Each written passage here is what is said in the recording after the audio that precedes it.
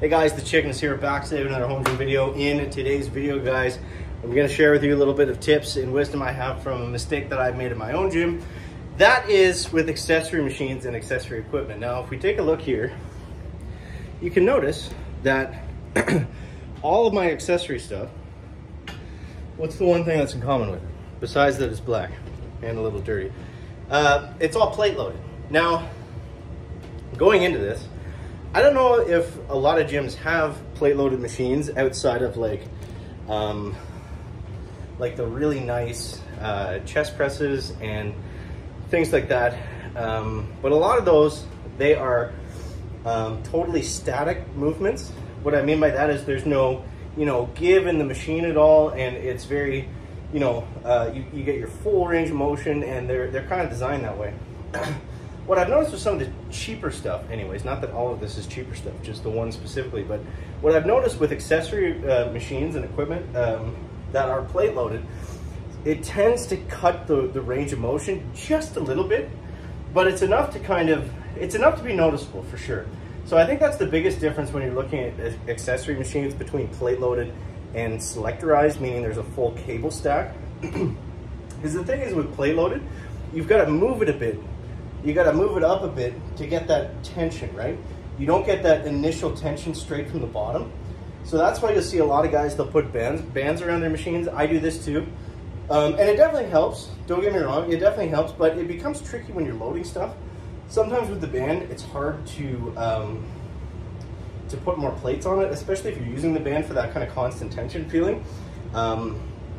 It's almost at the maximum that you can do already, kind of, depending on the machine, obviously. I'm talking in general, so nothing specific, but I've definitely noticed that. I think that's something to take into effect. So when you're buying a machine, specifically, I'm looking at this one right here, the curl machine.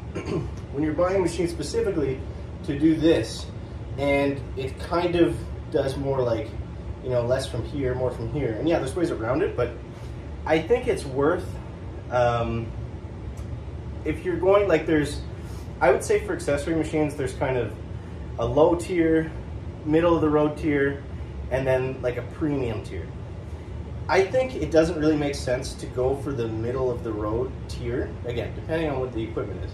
I'll show you, my leg extension, which kind of contradicts what I'm saying, but I thought it was an interesting video anyway. So,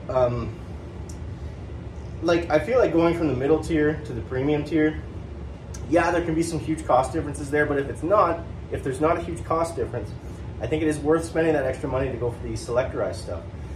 Now, another problem with selectorized, with the when it comes with the weight stack, very annoying to set up, very difficult to move it. More for a garage gym, I would say, because getting that into a basement, especially this one here, painful, not fun. I mean, you can do it, whatever. That shouldn't be your limiting factor when you're spending thousands of dollars on something, but something to take note. The install is going to suck, and it's going to suck moving. But I think it's worth it depending on what the machine is. So if we take a look at my leg machine, for an example, this is something I really noticed as I've been playing around with this more recently. You'll see right here on I've got it set up on the ham curl setting right now, but you see what they've done to prevent this, and it works really well, is they have this, I don't know what you call it, but they have this rotation on the equipment, and it extends a little bit.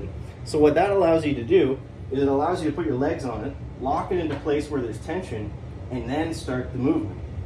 Versus, something that's stuck in the middle, you're moving, now there's tension. So, kind of a little thing, but I think it makes a big difference, especially when you're looking at, very expensive machines and equipment and that kind of thing. So, yeah, that's basically all I want to talk about today, guys. So, you guys let me know, are you team plate loaded or selectorized? I want to know what you guys think down below in the comment section.